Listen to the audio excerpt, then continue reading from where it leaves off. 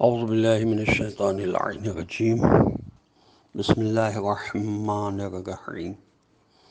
میں اس وقت پارہ نمبر 13 کے پہلے ربع کی تلاوت کا الحمدللہ شرف حاصل کر چکا ہوں۔ اب اس کا وہ ترجمہ پیش کر رہا ہوں جو علامہ سید ذیشان حضرت جوادی صاحب نے کیا ہے، اور آپ سے گزارش ہے کہ آپ پارہ نمبر 13 کے پہلے ربع کی آیتوں پر اپنی نظر دوڑاتے رہیں، اس کو سامنے رکھیں اور اس کے بعد یہ ترجمہ سنیں تو آپ انشاءاللہ دیکھیں گے کہ آپ کی سمجھ میں آئے گا کہ کن آیات کا کیا ترجمہ ہے۔ اور انشاءاللہ اگر آپ یہ پریکٹس جاری رکھیں گے تو میرا تجربہ ہے الحمدللہ کسی حد تک آپ اس قابل ہو جائیں گے انشاءاللہ کہ آپ قرآن کی آیات کا ترجمہ خود کر سکیں گے۔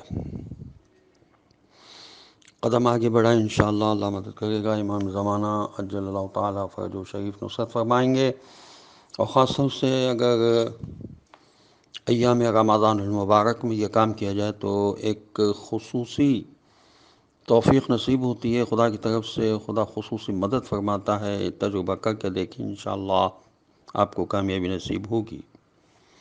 بسم اللہ الرحمن الرحیم۔ خدا کے نام سے شروع کرتا ہوں جو بڑا مہربان نہایت رحم کرنے والا ہے۔ اور میں اپنے نفس کو بھی بری نہیں قرار دیتا کہ نفس بہرحال برائیوں کا حکم دینے والا ہے، مگر یہ کہ میرا پروردگار رحم کرے کہ وہ بڑا بخشنے والا مہربان ہے۔ اور بادشاہ نے کہا کہ انہیں لے آؤ، میں اپنے ذاتی امور میں ان کو ساتھ رکھوں گا۔ اور ان کے بعد جب ان سے بات کی تو کہا کہ تم آج سے ہمارے دربار میں باوقار امین کی حیثیت سے رہو گے۔ یہ حضرت یوسف علیہ السلام سے خطاب ہو رہا ہے، بادشاہ مصر کا۔ یوسف علیہ السلام نے کہا کہ مجھے زمین کے خزانوں پر مقرر کر دو کہ میں محافظ بھی ہوں اور صاحب علم بھی۔ اور اس طرح ہم نے یوسف علیہ السلام کو زمین میں اختیار دے دیا کہ وہ جہاں چاہے رہیں۔ ہم اپنی رحمت سے جس کو بھی چاہتے ہیں مرتبہ دے دیتے ہیں، اور کسی نیک کردار کے اجر کو ضائع نہیں کرتے۔ اور آخرت کا اجر تو ان لوگوں کے لیے بہترین ہے جو صاحبان ایمان ہیں اور خدا سے ڈرنے والے ہیں۔ اور جب یوسف علیہ السلام کے بھائی مصر آئے اور یوسف علیہ السلام کے پاس پہنچے تو انہوں نے سب کو پہچان لیا، اور وہ لوگ نہیں پہچان سکے۔ پھر جب ان کا سامان تیار کر دیا تو ان سے کہا کہ تمہارا ایک بھائی اور بھی ہے، اسے بھی لے آؤ۔ کیا تم نہیں دیکھتے ہو کہ میں سامان کی ناپ تول میں برابری رکھتا ہوں اور مہمان نوازی بھی کرنے والا ہوں؟ اب اگر اسے نہ لے آئے تو آئندہ تمہیں بھی غلہ نہیں دوں گا اور نہ میرے پاس آنے پاؤ گے۔ تو ان لوگوں نے کہا کہ ہم اس کے باپ سے بات چیت کریں گے اور ضرور کریں گے۔ اور یوسف علیہ السلام نے اپنے جوانوں سے کہا کہ ان کی پونجی بھی ان کے سامان میں رکھ دو، شاید جب گھر پلٹ کر جائیں تو اسے پہچان لیں، اور اس طرح شاید دوبارہ پلٹ کر ضرور آئیں۔ اب جو پلٹ کر باپ کی خدمت میں آئے اور کہا بابا جان آئندہ ہمیں غلے سے روک دیا گیا ہے، لہٰذا ہمارے ساتھ ہمارے بھائی کو بھی بھیج دیجیے گا تاکہ ہم غلہ حاصل کر لیں، اور اب ہم اس کی حفاظت کے ذمہ دار ہیں۔ پہلے بھی انہوں نے یہی کہا تھا، لیکن اب زور دے کر کہہ رہے ہیں۔ یہ سب قرآن کے واقعات انسان کو بتاتے ہیں کہ انسان اس دنیا میں کس طرح سے رہے، کیا کیا اس کے ساتھ ہو سکتا ہے۔ تو یعقوب علیہ السلام نے کہا کہ ہم اس کے بارے میں تمہارے اوپر اسی طرح بھروسہ کریں جس طرح پہلے اس کے بھائی یوسف علیہ السلام کے بارے میں کیا تھا۔ خیر، خدا بہترین حفاظت کرنے والا ہے اور وہی سب سے زیادہ رحم کرنے والا ہے۔ پھر جب ان لوگوں نے اپنا سامان کھولا تو دیکھا کہ ان کی بضاعت یعنی قیمت واپس کر دی گئی ہے، تو کہنے لگا بابا جان اب ہم کیا چاہتے ہیں، یہ ہماری پونجی بھی واپس کر دی گئی ہے، اب ہم اپنے گھر والوں کے لیے غلہ ضرور لائیں گے اور اپنے بھائی کی حفاظت بھی کریں گے، اور ایک اونٹ کا بار اور بڑھوائیں گے کہ یہ بات اس کی موجودگی میں آسان ہے۔ تو یعقوب علیہ السلام نے کہا کہ میں اسے ہرگز تمہارے ساتھ نہیں بھیجوں گا جب تک کہ خدا کی طرف سے عہد نہ کرو گے کہ اسے واپس ضرور لاؤ گے، مگر یہ کہ تمہیں گھیر لیا جائے۔ اس کے بعد جب ان لوگوں نے عہد کر دیا تو یعقوب علیہ السلام نے کہا کہ اللہ ہم لوگوں کے قول و قرار کا نگران اور ضامن ہے، اور بھی کہا کہ میرے فرزندوں دیکھو، سب ایک دروازے سے داخل نہ ہونا اور متفرق دروازوں سے داخل ہونا، کہ میں خدا کی طرف سے آنے والی بلاؤں میں تمہارے کام نہیں آ سکتا۔ حکم صرف اللہ کے ہاتھ میں ہے، اور اسی پر میرا اعتماد ہے، اور اسی پر سارے توکل کرنے والوں کو بھروسہ کرنا چاہیے۔ اور جب وہ لوگ اسی طرح داخل ہوئے جس طرح ان کے والد نے کہا تھا، اگرچہ وہ خدائی بلا کو ٹال نہیں سکتے تھے، لیکن یہ ایک خواہش تھی جو یعقوب علیہ السلام کے دل میں پیدا ہوئی، جسے انہوں نے پورا کر لیا، اور وہ ہمارے دیے ہوئے علم کی بنا پر صاحب علم بھی تھے، اگرچہ اکثر لوگ اس حقیقت سے بھی واقف نہیں تھے۔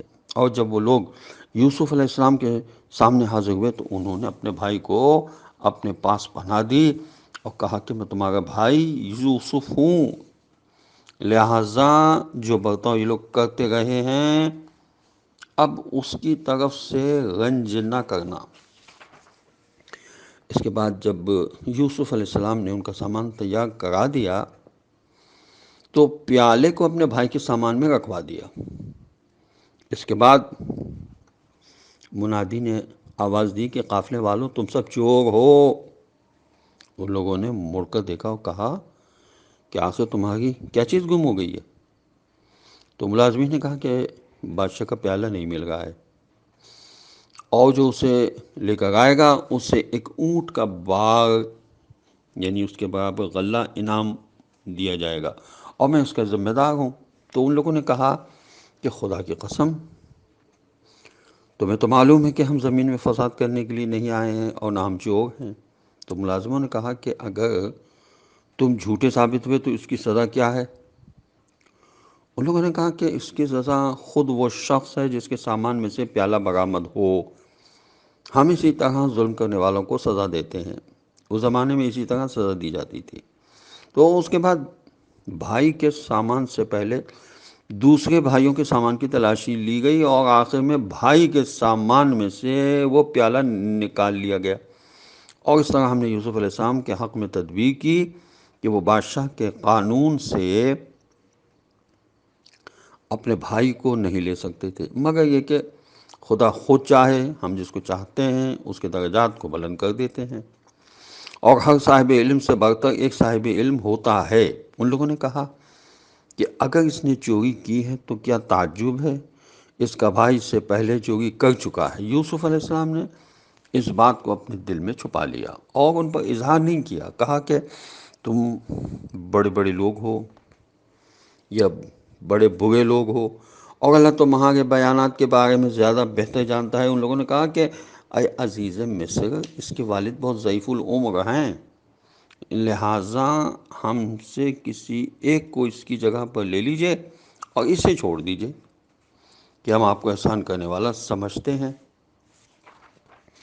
یوسف علیہ السلام نے کہا کہ خدا کی پناہ کہ ہم جس کے پاس اپنا سامان پائیں اس کے علاوہ کسی دوسرے کو گرفت میں لے لیں اور اس طرح غالب ہو جائیں۔ اب جب وہ لوگ یوسف علیہ السلام کی طرف سے مایوس ہو گئے تو الگ جا کر مشورہ کرنے لگے۔ تو سب سے بڑے نے کہا کہ کیا تمہیں نہیں معلوم کہ تمہارے باپ نے تم سے خدائی عہد لیا ہے، اور اس سے پہلے بھی تم یوسف علیہ السلام کے بارے میں کوتاہی کر چکے ہو، تو اب میں تو اس سرزمین کو نہ چھوڑوں گا یہاں تک کہ والد محترم اجازت دے دیں، یا خدا میرے حق میں کوئی فیصلہ کر دے کہ وہ بہترین فیصلہ کرنے والا ہے۔ ہاں تم لوگ باپ کی خدمت میں جاؤ اور عرض کرو کہ آپ کے فرزند نے چوری کی ہے، اور ہم اسی بات کی گواہی دے رہے ہیں جس کا ہمیں علم ہے، اور ہم غیب کی حفاظت کرنے والے نہیں ہیں۔ آپ اس بستی سے دریافت کر لیں کہ جس میں ہم تھے، اور اس قافلے سے پوچھ لیں جس میں ہم آئے ہیں، اور ہم بالکل سچے ہیں۔